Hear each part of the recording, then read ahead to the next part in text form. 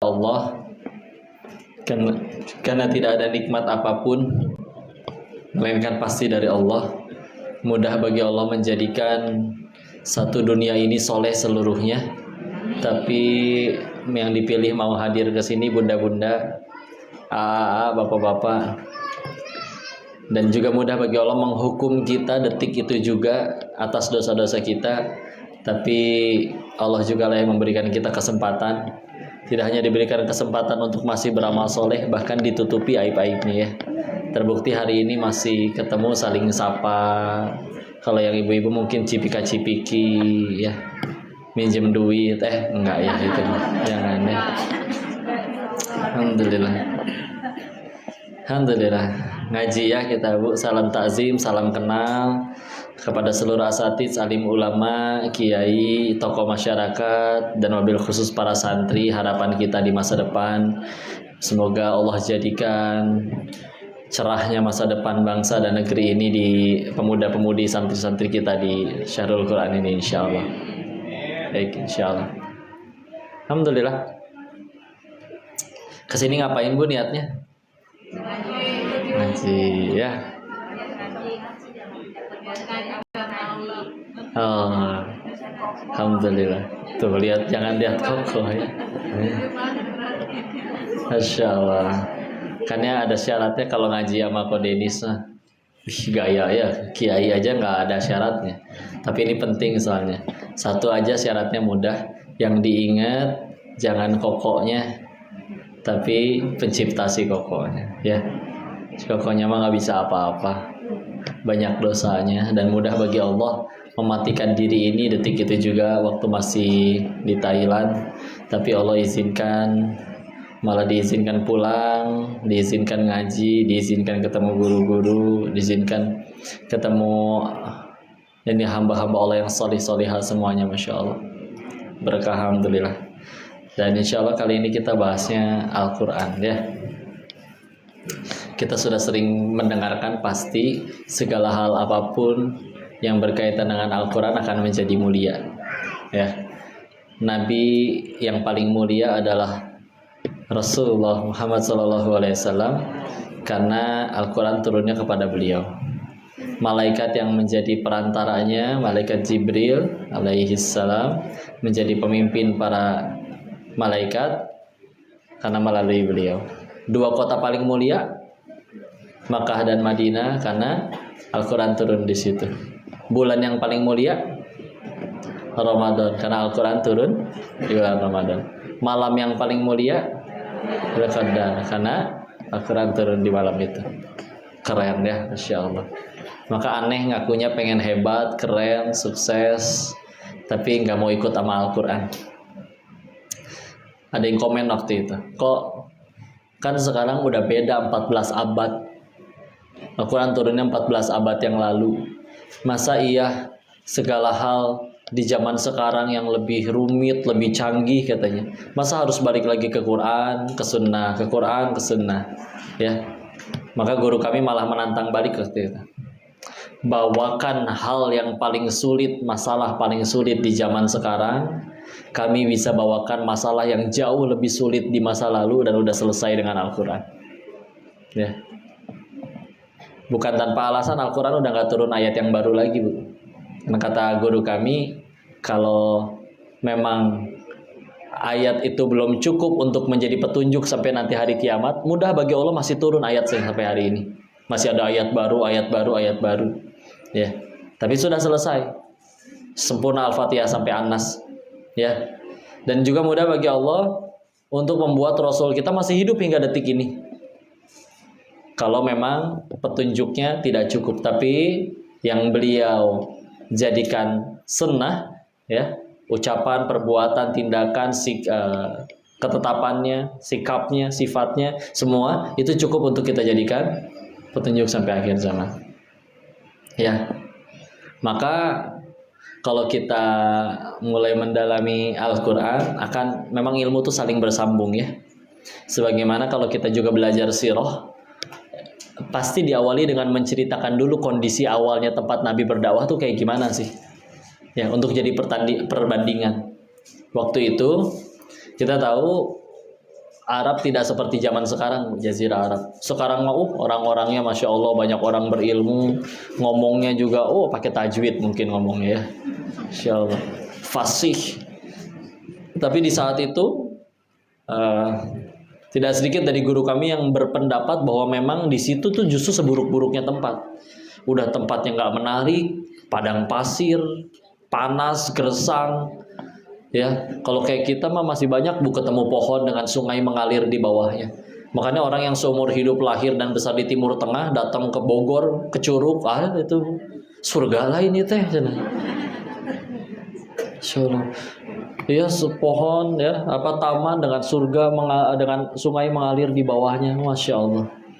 Jadi bagi mereka wah gitu ya. Di sana mah kan nggak kayak begitu. Ya, panasnya di sini panas kita nggak tahan, di sana lebih panas. Ya, tempatnya nggak menarik, jauh kemana-mana. Orangnya tidak semaju peradaban-peradaban besar yang lain di zaman itu. Di sana senggol bacok beneran ada. Ya. Orang gampang marah, gampang emosi. Ya, perkara masalah sepele bisa mudah saling bertengkar antar suku bahkan. Ya, dan juga mohon maaf perbudakan ada di situ. Wanita diperlakukan seperti benda, diperjualbelikan. Sampai Allah makanya turunkan Al-Quran, surat An-Nisa, ada surat perempuan dulu, dan berbagai macam syariat yang memuliakan wanita. Karena dulu mah bisa dijadiin kado, Bu. Nih, sesama teman laki-laki ulang tahun hadiahnya perempuan. Ya. Atau sampai turun Quran surat ke-81.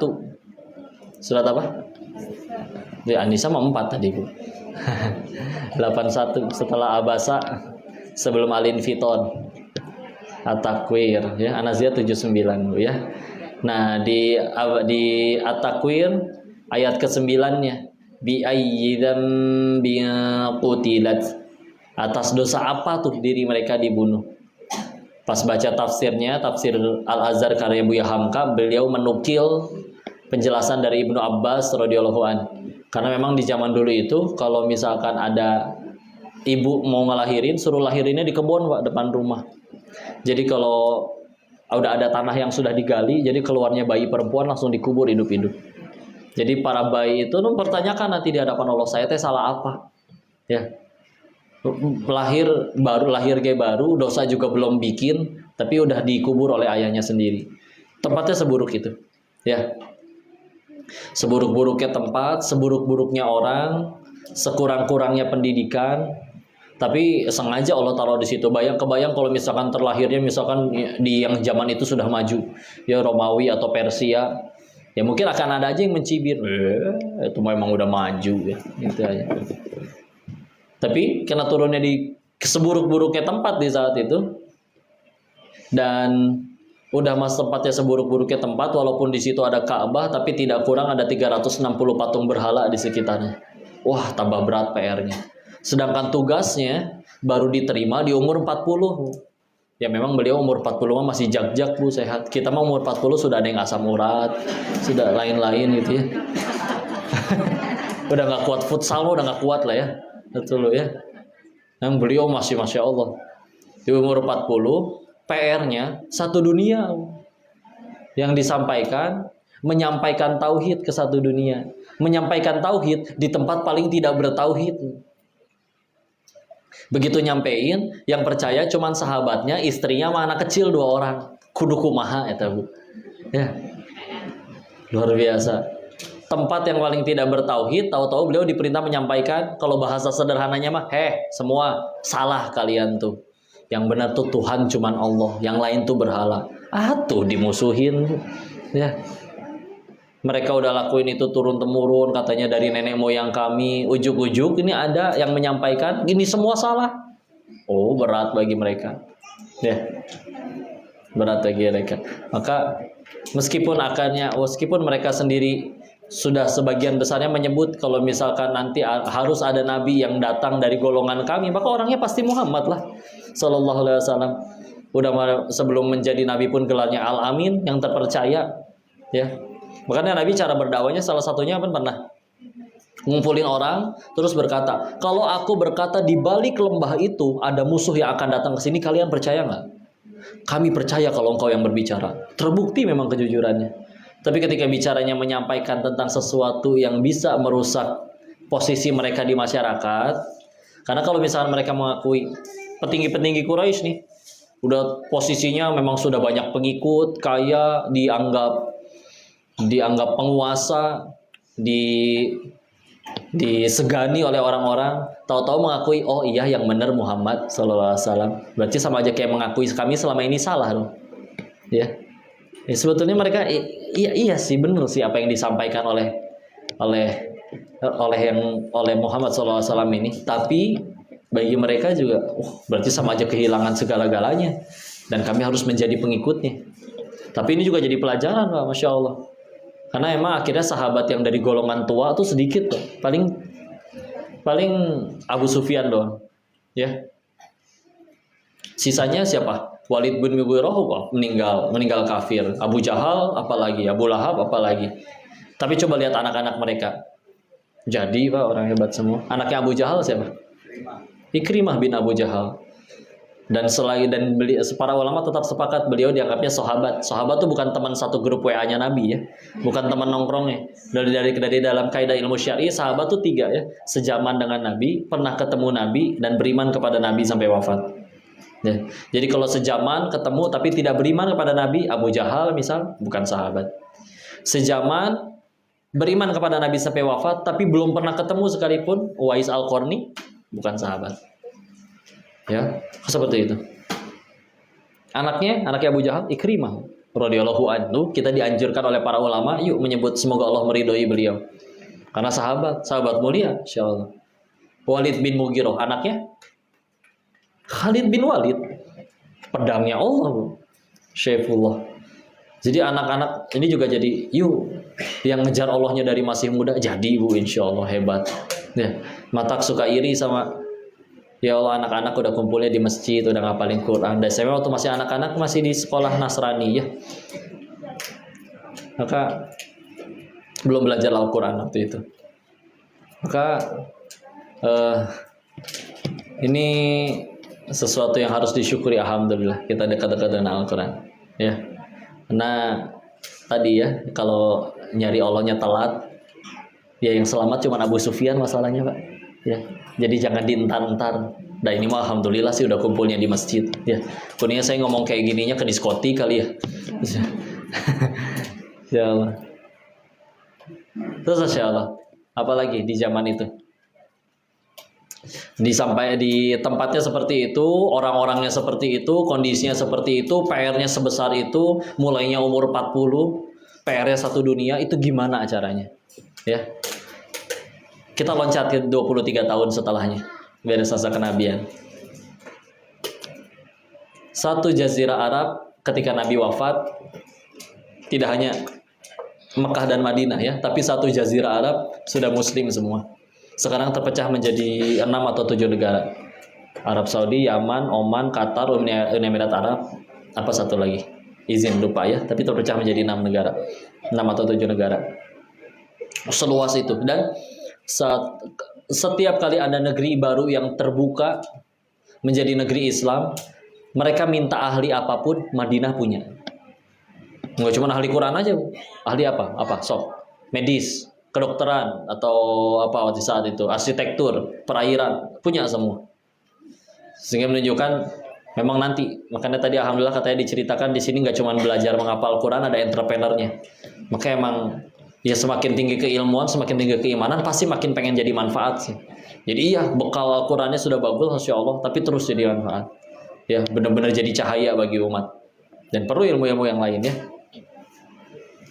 Terus selain itu jumlah sahabat ya. Syekh Dr. Munir Ghadban dalam kitabnya Tarbiyatu Qiyadiyah mengutipkan beberapa pendapat para imam terkait ada berapa jumlah sahabat. Contohnya Imam An-Nuaim dan Imam As-Suyuti, beliau berbeda pendapat, tapi semuanya sepakat di atas 100.000. Kita ambil rata-ratanya 120 ribuan. Ya.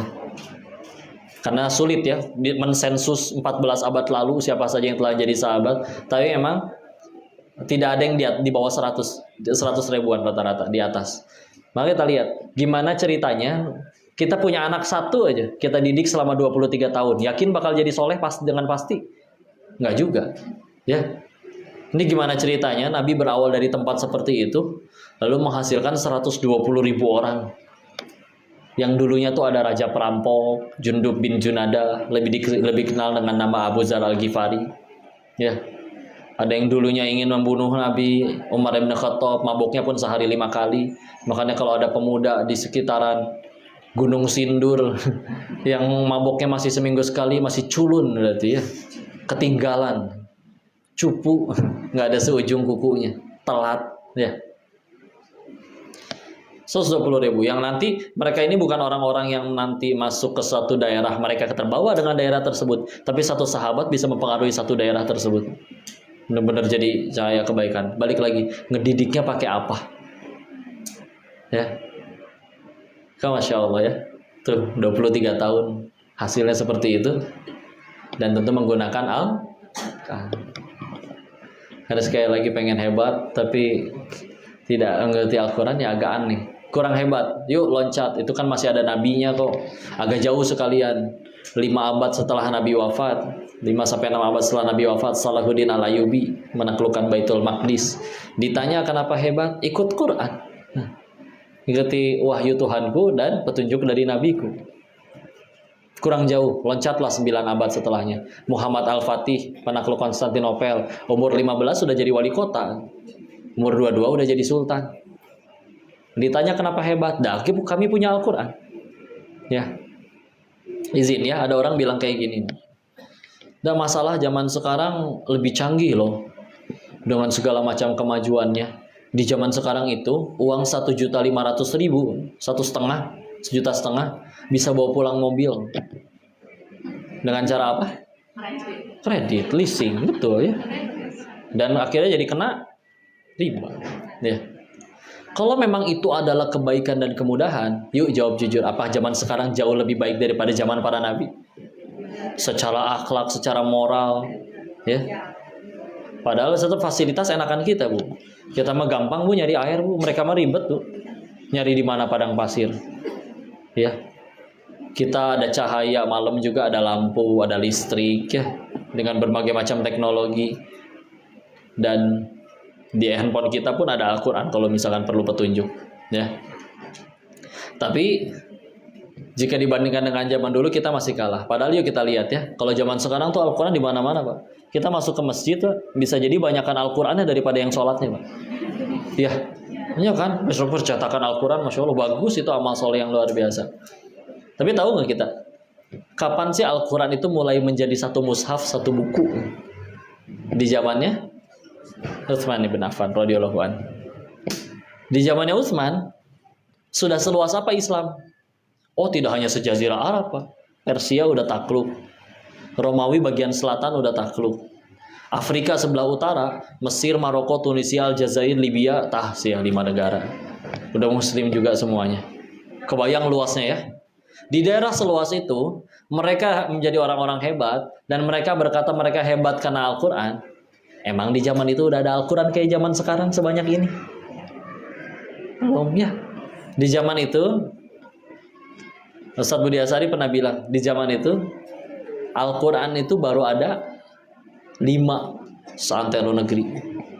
Ada riwayat yang menyebutkan 6, tapi menurut beliau lebih rojih yang 5. Ya, coba Pak, Al-Qurannya baru ada 5 Pak di daerah seluas itu. Ya, tapi mampu membuat orang-orang jadi hebat itu, Masya Allah. Terus mereka kapan tilawahnya? Kita mah tilawah ngeluarin handphone, Bu, ada ya Al-Quran di handphone kalian ada Al-Quran? Kalau ada yang masih belum ada Al-Qurannya, saya nyalain hotspot nih, segera download pakai kuota saya biar kebagian pahalanya. Ya, Insya Allah. Maka di zaman itu belum ada, ya. Kalaupun ada, tadi itu cuma 5. Siapa yang pegang? Kayak memang dulu kan memang oleh Rasul kan tidak ditulis, ya. Tidak ujuk-ujuk malaikat Jibril itu datang nih kitab, ya enggak. Tapi disampaikan, diperdengarkan. Lalu diulang lagi oleh Nabi melalui lisan juga kepada para sahabat. Sebagian ada yang ditulis, ya. Ada yang ditulis dan sengaja waktu itu tidak ditulis agar tidak tercampur mana yang ucapan Nabi, mana yang wahyu dari Allah. Ya. Jadi kalaupun adanya di kulit lembu, ya, adanya di batu, adanya dengan menggunakan pelepah kurma dan lain-lain. Kan akhirnya baru mulai jadi mushaf. Itu kan di zaman Utsman dan di zaman itu baru ada 5. Terus gimana mereka? Beberapa riwayat yang menyebutkan mereka itu memang tilawah tuh rutin ya. Makanya bahkan sampai standar orang beriman itu, orang mukmin itu salah satu standarnya dalam waktu khatam itu maksimal 40 hari. Jadi 40 hari sekali itu pasti khatam. Dan kalau misalkan baca satu harinya 1 juz ya odoj ya sebulan khatam kan. Jadi lebih cepat lagi. Itu standar tuh katanya tuh. Makanya kayak kadang orang bilang, ih si itu habis sholat Jumat tambah ganteng ya katanya. Tapi sholat yang lain enggak. Ih si itu soleh ya sholat Jumat. Karena bicara sholat Pak, selagi dia mengaku Islam, itu sepaket sholat teh gitu ya. 5 waktu teh sepaket. Tapi kadang saking menurunnya standar kita, dia cuma Jumatan tanpa pernah sholat yang lain pun dianggapnya soleh katanya. Ya amin, doa lah itu ya, mudah-mudahan jadi soleh asli di masa depannya. Tapi memang di zaman itu, iya tilawah, tapi sama tadi Al-Qurannya belum ada. Makanya itulah beda antara ayat yang pertama turun, Iqra, ya suruh baca juga. Kalau tilawah kan kalau di fi'il amr kan jadi utslu, bacalah juga. Atau kayak seperti di surat 29 Al-Ankabut ayat 45-nya kan, pas di kanan bawah pergantian juz 21, utslu ma, suruh baca. Ya. Tapi bedanya apa? Ya kalau utslu itu membaca yang memang juga dia hafal. Ya. Karena itu perbedaannya. Kalau sekarang kan juga banyak penghafal, insya Allah banyak penghafal. Ini pun pesantren tahfiz. Dan memang kata guru kami penjelasan perbedaannya cukup mendasar. Kalau sekarang yang penting hafal dulu katanya. Arti belakangan ngamalin apalagi. Nah, kalau dulu mereka tidak akan maju menghafal ayat selanjutnya sebelum ayat itu selesai untuk diamalkan. Jadi nancep ya, insya Allah. Tapi tuh alhamdulillah sekarang juga. Oh kayak kalau kita lagi di perjalanan safar pun sekarang tiap kali maghrib semua rest area penuh. Ya, kesadaran sholat kan berarti udah pada ada ya. Yang dulu bisa jadi nggak seperti itu. Pesantren atau rumah Quran, tahfiz sudah tambah banyak alhamdulillah. Ya. Tapi emang makin ke belakang tuh memang makin terpisah sih. Yang makin kelihatan, yang taat makin taat insya Allah bismillah. Nanti yang wasiat pun makin terang-terangan ya. Toh memang karena memang nggak bisa di tengah-tengah sih. Kalau orang ada bilangnya STMJ lah. Apa STMJ? Iya ya. Bukan susu telur madu jahe ya. Ini salat terus wasiat jalan. Ya kalau di tengah-tengah nggak akan dapat nikmat. Karena gini, orang maksiat juga ada nikmat ya. Makanya orang-orang yang minum dia ngerasain kenikmatan tersendiri walaupun Allah tidak ridho dengan kenikmatan tersebut ya. Orang yang berzina, orang yang menggunakan narkoba ada kenikmatan sendiri.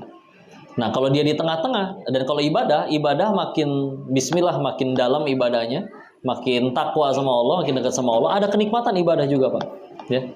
Makanya kalau kayak orang-orang terdahulu tuh ada tuh kayak istilahnya kecanduan sholat malam gitu ya.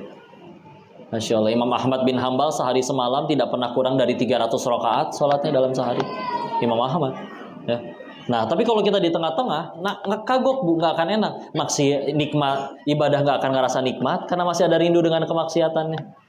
Tapi kalau misalkan maksiat, ya Allah diajakin teman ulang tahun, minum lagi, aduh keminum lagi 1 teguk, berapa tetes tuh ya? Waduh 1 tetes kan 40 hari sholatnya nggak keterima, jadi stres bu. Yang lain mah party joget-joget dia stres. Karena mulai sudah ada iman, coba kan kagok kan? Maksiat nggak nikmat, ibadah nggak nikmat, mendingan gimana? Ya taat ya tuh sekalian ya. Makanya emang nggak bisa di tengah-tengah sih. Ya. Karena kalau di tengah-tengah kiri kanan nggak nikmat, jadi bingung dia nanti, galau ya. Masya Allah. Kata dia, Masya Allah.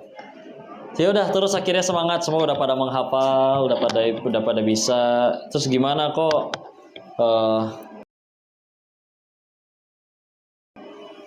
Untuk bisa sampai hafal, apalagi sampai tadi mengamalkan. Syaratnya 1 mau. Ya. Nah, masalahnya orang kadang bilang mau tidak benar-benar mau. Ya, belum jadi prioritas. Kayak contoh ya, bicara prioritas tuh kayak gini. Kita lagi di halte nunggu dijemput ojek online. Di handphone kita kan banyak chat masuk tuh. Pasti yang dibuka duluan chat dari si ojek online-nya. Iya kan? Karena lagi jadi prioritas. Nggak mungkin kita nunggu ojeknya sekarang kita balas hari Kamis. Sekarang masih Ahad. Sedangkan yang lain yang nggak jadi prioritas ya udah kan udah kadang beberapa hari baru dibalas. Karena kalau mau jujur yuk berani gak bilang ke diri sendiri. Emang kita belum jadikan Al-Quran jadi prioritas ya. Karena udah emang syaratnya mau doang. Kalau mau dia pasti akan memprioritaskan. Ya, memberikan waktu. Ya, kalau udah ngeberiin waktu nanti bismillah. Masalah hafalnya berapa juz? Dari Allah itu. Izin ya. Bicara ilmu itu kami meyakini tidak berkaitan erat dengan IQ, fasilitas belajar, enggak. Ya.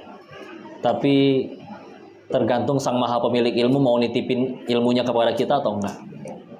Karena kalau bicara kemampuan hafalan, ini beda-beda. Contoh ya, ada surat yang pertama kali turun apa? Al-Alaq ya, ayat 1 sampai 5. Iqra bismi rabbikal ladzi khalaq sampai 5. Tapi turunnya kepotong ya. Al-Alaq ada berapa ayat? 19. Yang turun baru 5 yang pertama. Jadi nggak langsung 19 ya. Ada satu surat yang turunnya full satu surat.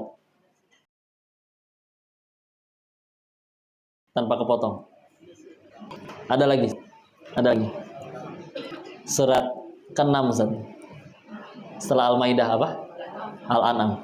Ada berapa ayat Al-An'am? Yang terkenal ayat 162-nya. Qul inna sholati wa nusuki wa mahyaya wa mamati lillahi rabbil alamin. 165 ayat ya. Al-An'am. Dan totalnya kalau di mushaf standar itu 23 halaman. Berarti 1 juz tambah 1,5 halaman. Dan ketika Nabi bacain ayat ini, ada satu sahabat yang langsung hafal tanpa harus diulang, tanpa ada salah. Namanya Abdullah ibnu Mas'ud radhiyallahu anhu. Ya. Kok sahabat yang lain nggak seperti beliau ya kok? Iya, beda hafalannya. Umar bin Khattab hafal Quran nggak kok? Hafal. Tapi beliau perlu waktu 20 tahun untuk ngapalin. Nggak seperti Abdullah yang Ibnu Mas'ud yang langsung hafal. Dan itu pun Umar bin Khattab 2 bulan sebelum beliau wafat baru selesai khatam 30 juz hafalnya. Jadi memang yang saya tahu titipan ya. Mau terserah mau 1 juz atau 30 juz, tentu kemuliaan yang luar biasa kalau 30 juz. Tapi emang yang paling penting, karena waktu itu ada santri nanya ya, umur kelas 3 sampai 4 SD. Dia nanya, kenapa saya udah jaga sholat, tapi ngapal masih aja susah, sehari nambah setengah halaman juga berat. Ada teman saya sholatnya bolong-bolong, kadang sambil maksiat, sehari bisa nambah 4 halaman baru. Insya Allah. Kenapa dia menghafalnya berhasil, saya menghafalnya gagal. Oleh guru kami waktu itu dijawab, menghafal yang berhasil itu bukan yang paling cepat, tapi yang karena hafalannya makin takut sama Allah, tambah dekat sama Allah. Izin ya, kalau bicaranya hafal 30 juz itu adalah ilmu pasti, yang tinggal ngelakuin ini dan ini langsung pasti 30 juz, ya beda cerita. Tapi kalau misalkan kita udah wafat terus sudah di depan gerbang surga, di depan gerbang surganya misalkan ada baliho gede, tapi bukan kampanye ya, ada tulisan gitu, yang boleh masuk sini hanya yang sudah hafal 30 juz.